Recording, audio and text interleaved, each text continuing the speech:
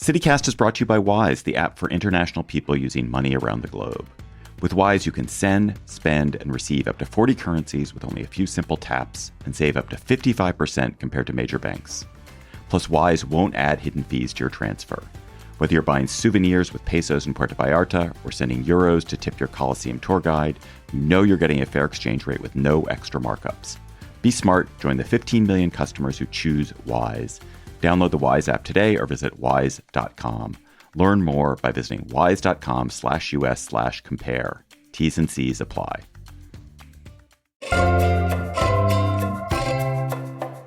Today on CityCast Austin. Y'all, the Texas Longhorns football team is the best that it's ever been. We're ranked number 1. We've gotten our footing in the SEC. We have a Manning as our quarterback, and OU still sucks. So today, I'm here with a couple of Longhorn experts to preview the season.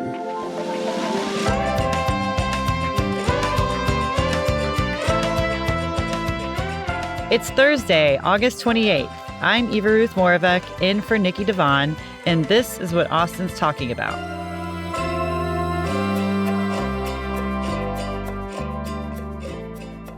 Hello, I am here with Megan Grigsby, superfan, Fancy Boots on Twitter, and host of Fire the Cannon podcast, and Danny Davis, who covers UT football for the Austin American-Statesman. Hey, y'all. Hey. Thanks for having us. Thanks for being here. So I am excited. We're right around the corner. The season is almost underway, and it is the most anticipated season in UT's history.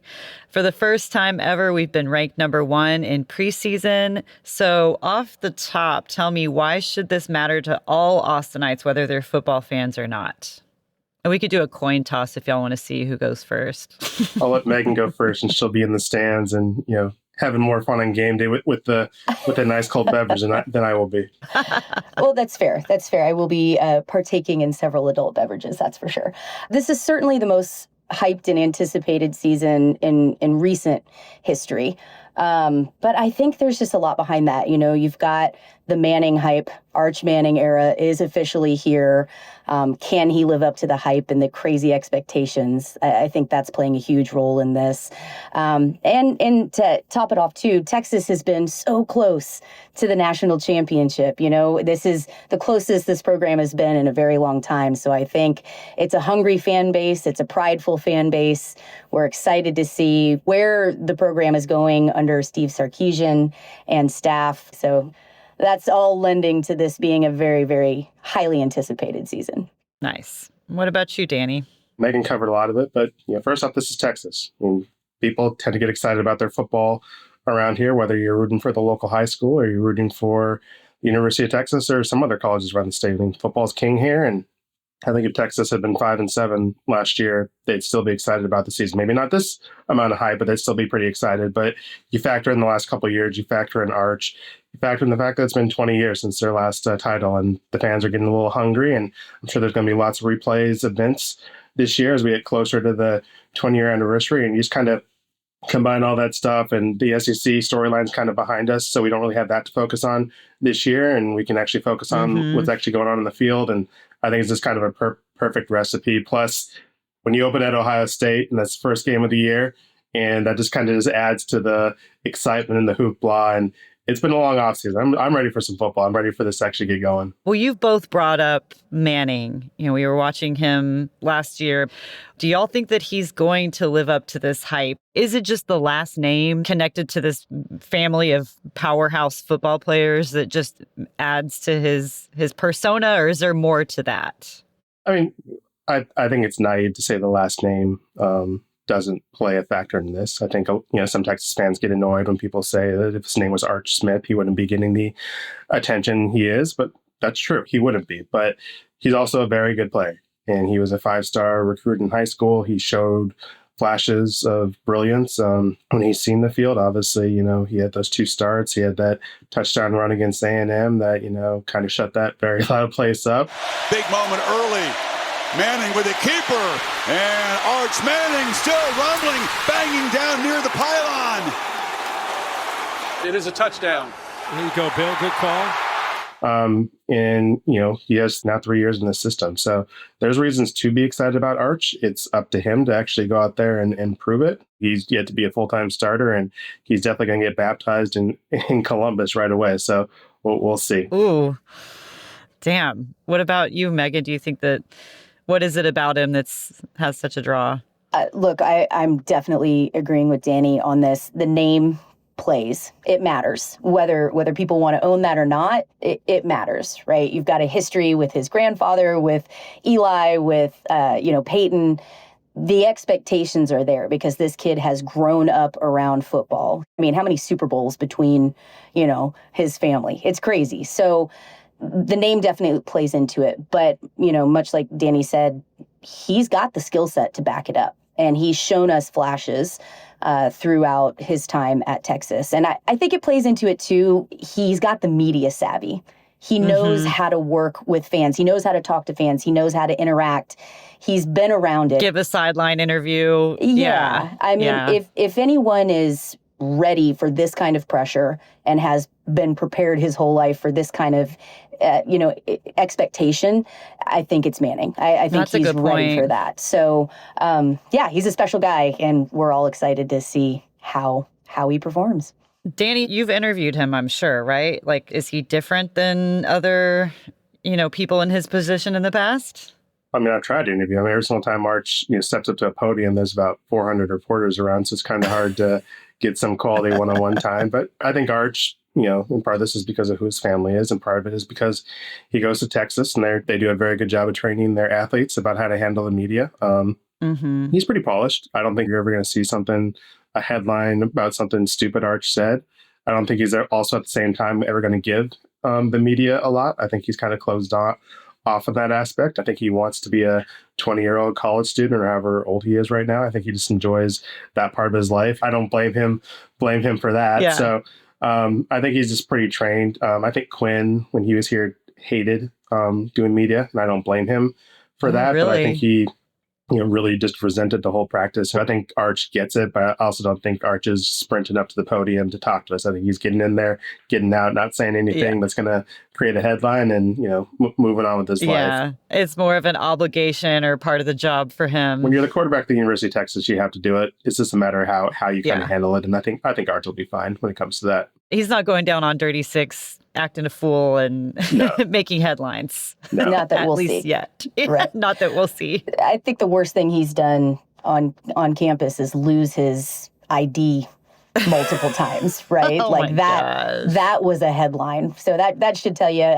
kind of what a non-story he produces. Right. Yeah, the allure too at the same time. Right. And, coming from his background, he was really savvy in this age of NIL. He isn't following anyone on social. He wasn't super heavy on social media until he was, here and named the starter. And then his NIL deals started, and he was really smart. And you look at, some of those deals he got, he's a Red Bull guy. I mean, they understand how to play the media. They understand how to play the game. They understand how to manage the money. So I think a lot of that plays into his savvy as well. So just in case anybody doesn't know who's listening, NIL stands for name, image, and likeness. And in 2021, the rules changed for college athletes to allow them to keep their NIL rights and make their own sponsorship deals. What's the latest on our Longhorn NIL deals? Like, tell me what some of the weird NIL deals are and things that have kind of surprised y'all about that this year.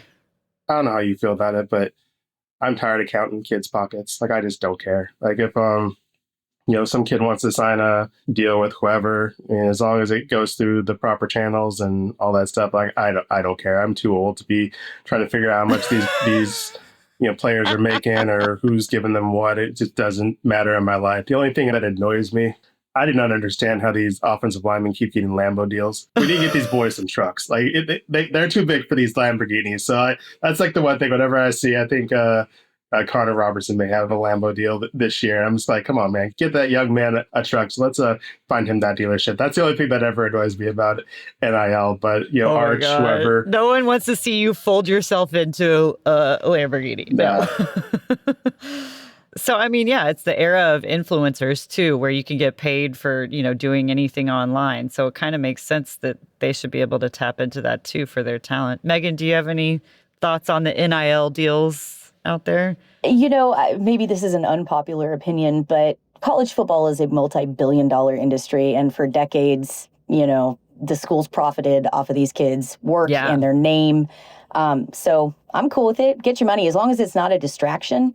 I do think we are in kind of the Wild West still. We're seeing some bonkers numbers. But I think for me, the thing that's the most frustrating is the numbers that we hear are all speculation. I get a little worn out on this player is making this much, when in actuality, it's a projection of their brand value. Mm-hmm. So it's all based in nothing, right? Like, it's just a talking point. I guess it's good for clickbait, but let the kids play. As long as it's not a distraction, heck yeah, earn your money.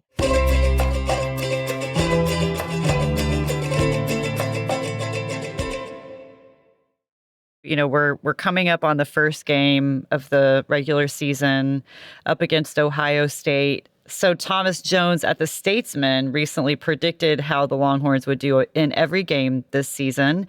It looks like a good one from his crystal ball. I'm curious what you think about his prediction that UT will beat Ohio State. Do you think he's right? How do you think the Longhorns will do this year on the field? I have Texas going, I'm going to get grief for this. I have Texas going 11-1. I think Texas does go in and win at Ohio State. The shoe is a tough place to play, but they're breaking in a new quarterback. This Texas team is focused. We're hearing a lot of good things out of practice. And at the end of the day, this is one of the best defenses we've ever seen at Texas. And I would argue it's probably one of the best, if not the best defense in the nation right now. Ooh. So I think that's going to play well, along with some other things. I do think Texas drops one this season. It's a long season. We hear about the SEC grind all the time. There is some truth to that. I think Florida is going to be a challenge because it's stacked up right against that OU game. There's a lot of emotion going in. But the good thing is Texas can drop one and still be in the national championship contention. So I see 11-1 is Texas's season. Nice. I mean, you can't really be a super fan without seeing them go all the way, I guess, too. Yeah, we'll take the natty, but we'll have a loss. Yeah, got it. What do you think, Danny? You think one loss against Florida? I mean, first off, if it's in the Statesman, I tend to agree with it. That's a fine publication. So. Company man. I mean, I think 10-2 is a fine prediction. I will not pick them to win at Georgia. It's Georgia, and I'll be wrong before I'm right. Texas tends to have these occasional slip-up games where a game's too close or something just weird happens. They do have 3 rivalry games, including OU on a neutral field or A&M and Arkansas late. So, I mean, I'm not going to just pencil them in for 11 wins. I do think they beat Ohio State. I do think they get off to a good start. So I think 10-2 is a fair prediction. I'd be surprised if they go 9-3. I'd be pretty surprised if they go 12-0. That's a very hard schedule to go 12-0 there. So let's settle down with the sky-high expectations or thinking Texas is going to hit rock bottom. Well, look, we all know that Texas fans are the most reasonable and level-headed fans obviously. There, right, Danny? I mean, clearly. Absolutely we've experienced that firsthand. No comment at all on that topic. Well, speaking of fans and the SEC, I mean, the SEC grind. Last year was our first year in the SEC. I know, Megan, I remember talking to you for a tailgating episode, and there was a lot of excitement about like what that scene would be like, and also what going to all these SEC cities would be like. So yeah, how is Austin different when it comes to the SEC? Oh man, from a fan point of view, I think the biggest thing really is that it's hard to call Austin a college town. Right. Ooh. I think we see a lot of college towns throughout the SEC. And Austin. You mean what do you mean by college town? Well, the town exists because of the college, right? Or the town is thriving because of the college. I mean, look, Austin is great. I'm a native Austinite, born and raised here. We used to be able to say Austin was a big town with a small town feel. I don't know that that's 100% accurate anymore, but it does feel smaller than it actually is at this point. But I wouldn't call this a college town, right? Like you've got so many other things going on, so many other industries, so government, right? Like there's just so much going on here that if the University of Texas didn't exist in Austin, Austin would still be a big city. So it's kind of hard to compare in that sense. But I will say, everybody that I've talked to, I've enjoyed the SEC, college towns that we've gone to so far. And every SEC fan that I've interacted with has said that they love Austin. It's a destination for them, right? Like this is a place that traveling fans want to go. They make it a point to come here. So in that sense, I think it stacks up. It's exciting for other SEC schools as well to come here. That's really interesting that we're not really a college town. That's a hot take. I mean, I see what you mean, though, because some of these other towns, like that, the college is the only thing there. And that's the only reason, like you're coming to Austin, you're doing other things. You're not just going to the football game, probably. But maybe we used to be only a college town, like pre-tech industry, I don't know, the capital was still here, but were we ever? Yeah, we are a town that is crazy about our college. I mean, Texas is the pro team of Austin, right? But for me, it's hard. A city where the metro area is like 2.5 million people now, something like that.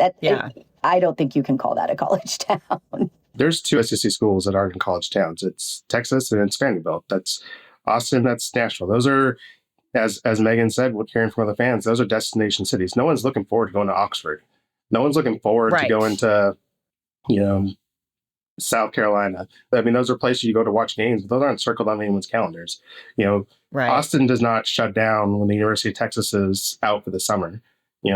Missoula, Montana shuts down for the summer because because Montana isn't in session. The towns are dead, but that's not how it is in Austin. Obviously in Nashville as well with Vanderbilt. But I think this is going to be interesting this year because even though Texas was in the SEC last year, I don't think Texas fans really got the SEC experience. The road games were at A&M, which is a place Texas fans have been to plenty of times.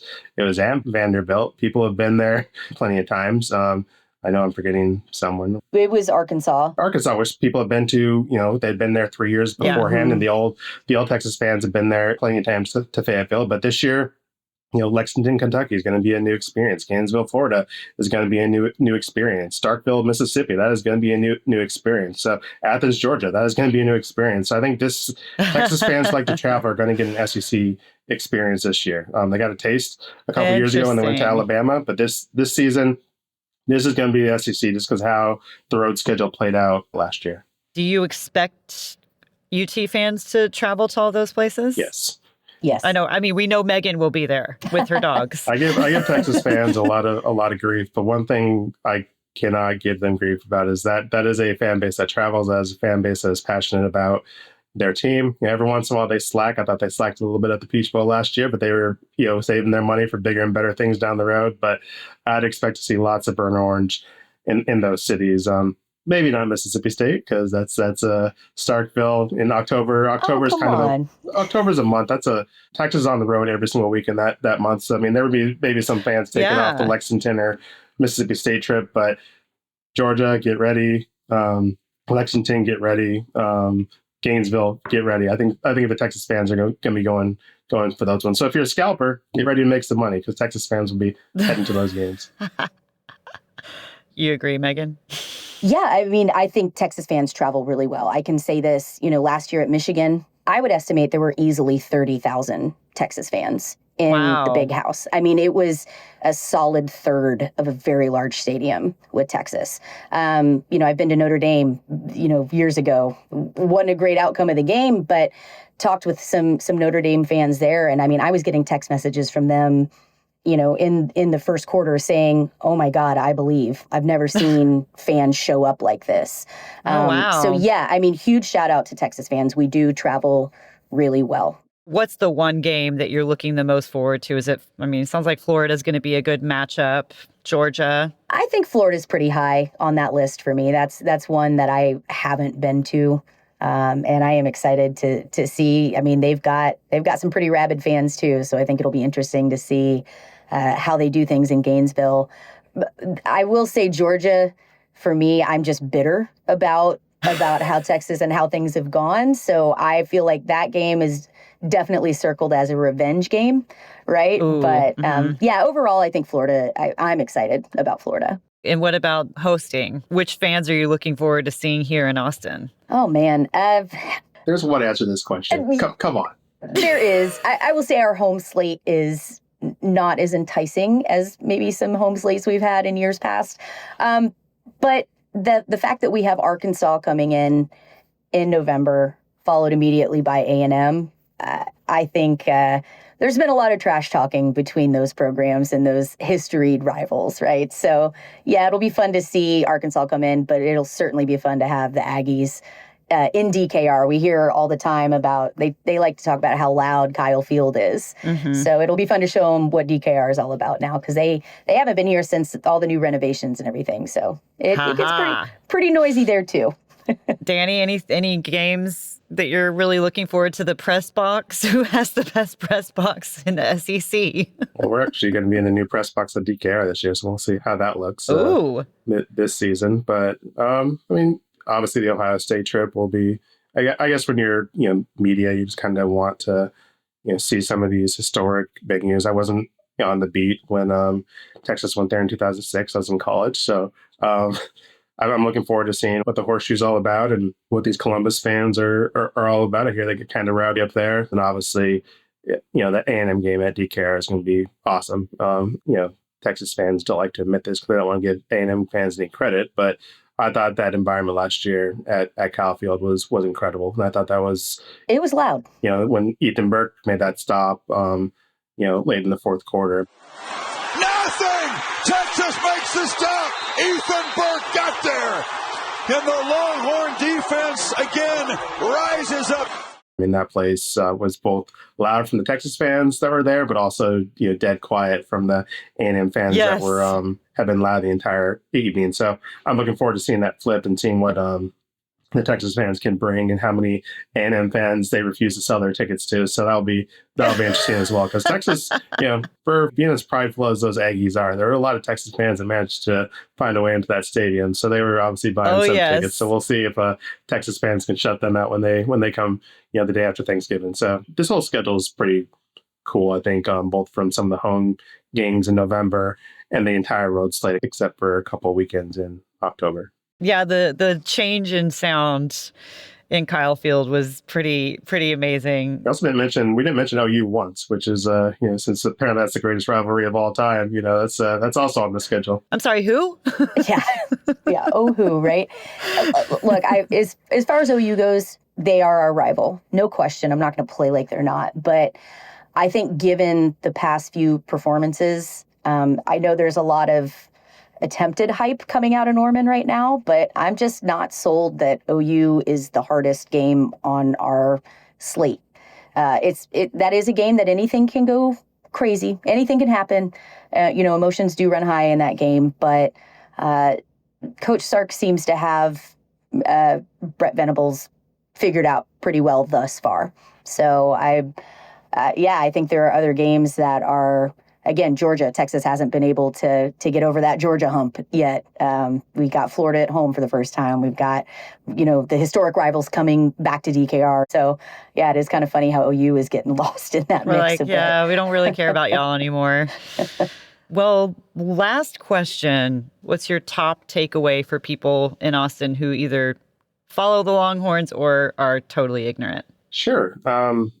This is a little self-serving, but I think one thing that Texas fans are very spoiled with is this is a very robust media environment with the Longhorns. I think, there's plenty of people that do not like the Statesman. I'm not going to act like we're a perfect organization or that, that we're the premier publication. But if you don't like the Statesman, there's like 20 other avenues for you to figure out how to get your news and how to get your reports and find something you like. And as Megan can attest, there's, lots of fan-driven content and, podcasts and, people doing cool things on Twitter and social media and stuff like that. So if you're a Texas fan who's starving for content, I don't know what to tell you. You just open up your internet browser and figure it out. I hope you go to statesman.com, but if you choose not to because you're still angry about a certain columnist's Heisman vote in 2005, there's other stuff for you to do. But I think had to throw that in, didn't you?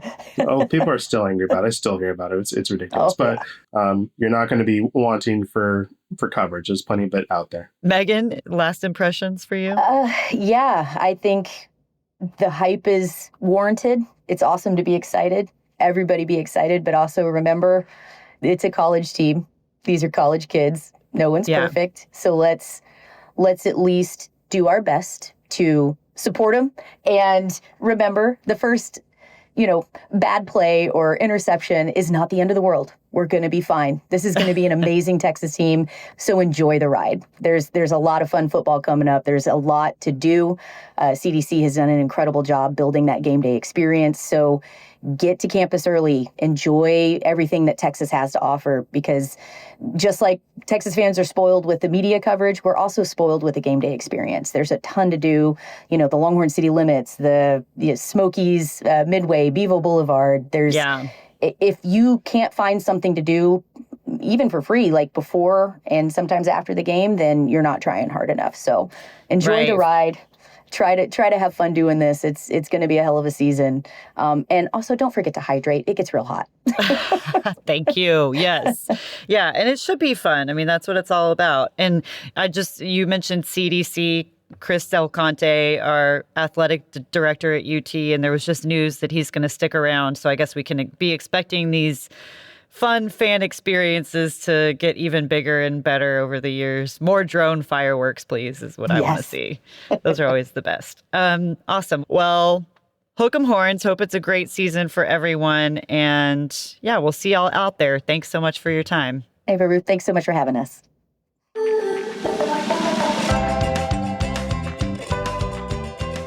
That's all for today here on CityCast Austin. You can find links to Megan and Danny's social media in our show notes. And if you enjoyed the show, please tell a friend, rate the show, leave us a review, and subscribe to our Hey Austin newsletter. If you really love CityCast Austin, help us support it by becoming a neighbor today at membership.citycast.fm. We'll be back tomorrow morning with more news from around the city. Bye.